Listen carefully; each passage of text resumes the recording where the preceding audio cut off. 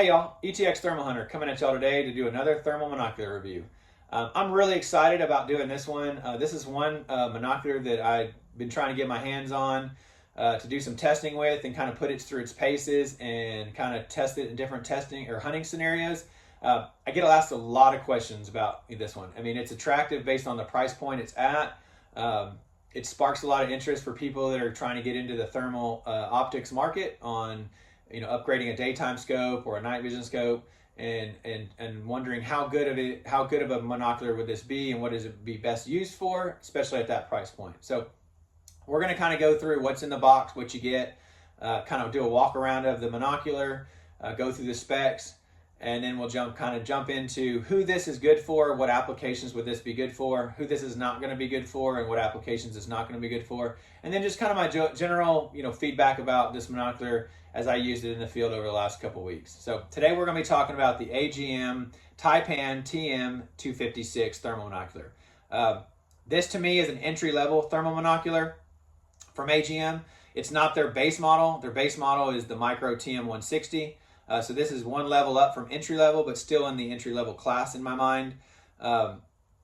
It's got a 10 millimeter fixed focus objective lens, meaning it cannot be focused. It's got a 720 LCD viewfinder screen with an adjustable diopter knob to focus the screen to your eye. The objective lens comes with a nice rubber cap that pops on, stays secure, keeps your lens from getting scratched out in the field. Just like all the Taipan models, it's got your power button, your image capture and video capture button, your mode, and then your zoom button. So also it has a USB-C port to charge the unit as well as to move your data files back and forth from the unit to your computer. It's got an internal rechargeable, non-removable lithium-ion battery. Battery life on this was really good. I was getting about 7 to 8 hours on it. When it would run down, it charged relatively fast. I had plenty of time to charge it in the evenings before I would take it out, and it would be fully charged by the time I would take it out in the evenings. Couple of the standard features that all the Taipan models have, which this one does include. It's got image capture, it's got video recording, but no audio. So it will record video, but it will not record any audio. It's got all the color palettes that the standard AGM products have. So it's got black hot, white hot, red hot, and fusion. It's got up to 4 times digital zoom, so you can go from a base magnification of 1 all the way up to 8 power. This being a 1 power base magnification, it's got a very, very wide field of view, so it's 94.5 feet at 100 yards, so that allows you to see a lot of area on the base magnification. It's IP67 rated. Its form factor is very small, compact, lightweight. It weighs less than a pound. It's 6.5 inches long by about 2.5 inches in diameter at the top to about 2 inches in diameter at the bottom. I found this very easy to hold and scan for long periods of time. Form factor was really great with that. It's got distance measuring like most of the units, so you can do the static measurements. Detection range, based on what AGM is saying, is 460 meters. I personally don't think that the detection range is that far. I think, yeah, you can see larger objects out to 400, 500 yards. It's going to be impossible to tell what they are. But it also depends on the elements and the conditions. In pristine conditions, I would say 400 yards. In average high humidity conditions, warm weather, I'd probably say closer to 250 or 300, honestly. Let's go ahead and talk about identification range. So identification range to me on this unit, I'd say 100 yards or less. I know there's people out there that say they've been able to identify way farther, and I'm sure you can. A lot of that depends on your level of usage and experience with thermal optics and identifying animals and objects in your thermal. A lot of it's going to be contingent on the environment you're hunting in or using it in. Pristine conditions where it's low humidity, cold, crisp nights, your identification range will be a little bit longer. High humidity, warmer weather, lots of heat objects around, your identification range is going to be lower. So I would say conservatively, your ID range on this is 100 yards. I have videos that'll be playing that there's deer at feeders, and you can clearly tell deer and cow out to 150 yards. I would say that's a stretch. In most conditions, those are pristine conditions. I would feel confident being able to identify what I'm looking at 100 yards or less. So let's kind of jump into who I think this is really be good for, and who I don't, and what applications I don't think this would be good for. If you're a night vision hunter and you're wanting to get into the thermal optics market, and you want to be able to get into thermals and be able to use a thermal to assist your night vision hunting with your night vision scope, this is going to be a good application. If you're looking to scan out an area, scan around your feeders, that are 100, 150 yards out, scan out into a big open field, and try to identify, is there an object out there? Is there an animal out there? This will be great for that. You can scan, you can identify that there's heat out there. You can turn your night vision scope on, quickly identify with your night vision scope what the animal is, what the object you're looking at, and decide if it's something you're going to shoot or not. So I think this makes a really good asset to the night vision hunter. Even the daytime hunter. I'm in the deer stand. I'm walking in the mornings. I want to scan around my feeders or scan around my food plots and make sure I'm not going to spook anything up. This will be great for that as well. You'll be able to tell there's stuff out there. You'll be able to tell there's heat out there. You can turn your scope on, and identify what it is. I think this is also really great for the bow hunter. I bow hunt quite a bit. I love having this in the stand with me when I bow hunt. It allows me to, like I said, scan the area that I'm walking into, make sure there's nothing going to be in there that I'm going to spook out.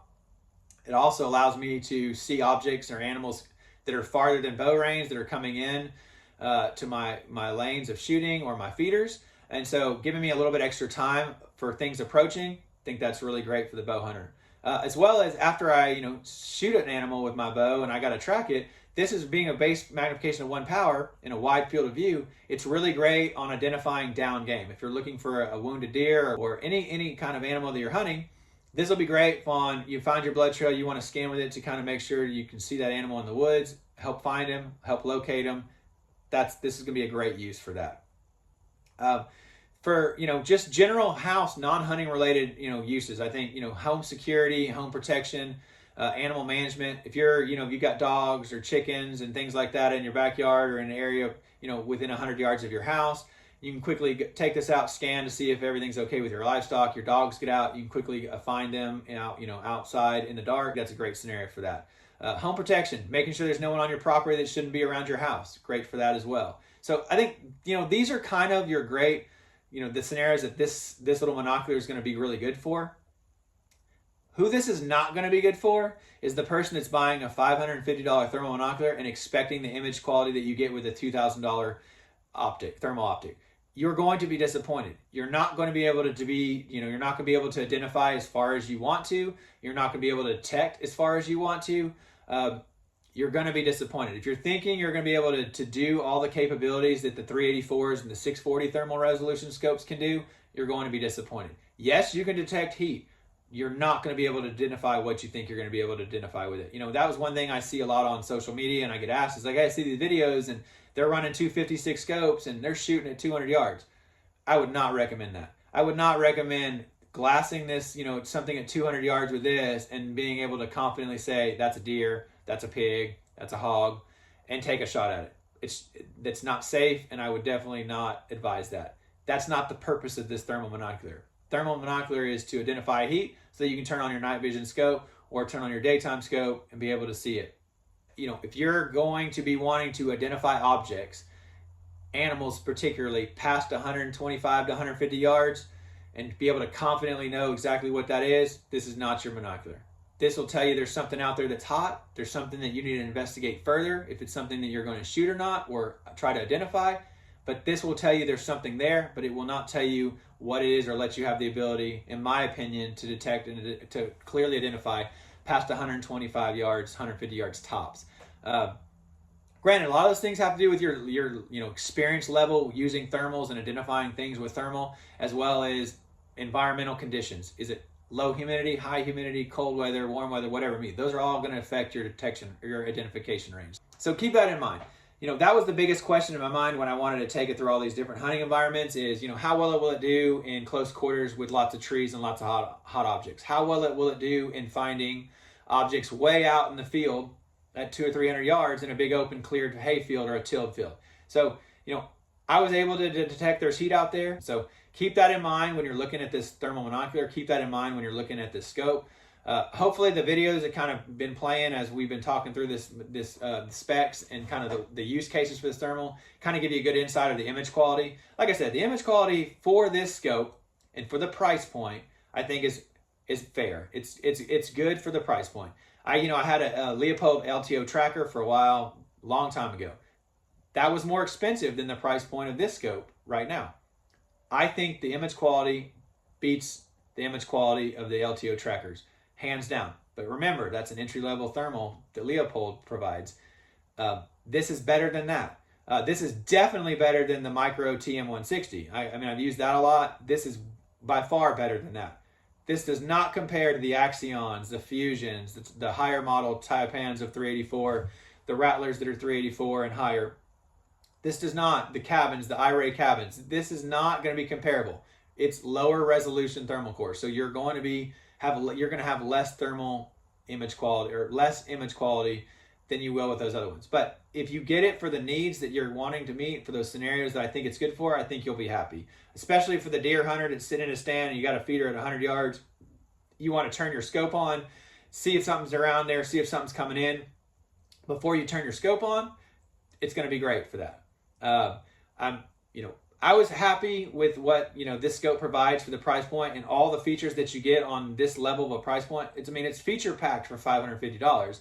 Just keep in mind that the image quality is the $550 image quality. It's not the $2,000 image quality. So if you can keep that in mind, then you'll probably be very happy with this. If you have an idea that this is going to be better than it is, you're going to be disappointed. I mean, it's not going to be something that you can do things at a very long range, but it has its very specific uses, and I think it's good for that.